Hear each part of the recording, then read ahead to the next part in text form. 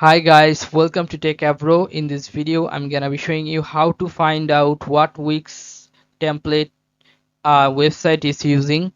So let's go to the browser first, and you have to write here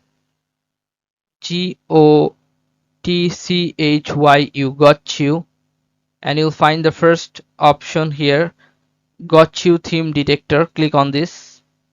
Now you have to paste the website URL. So I'm just finding my URL. Hold on, this one.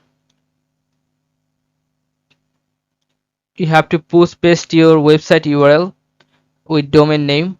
Now you have to click on detect.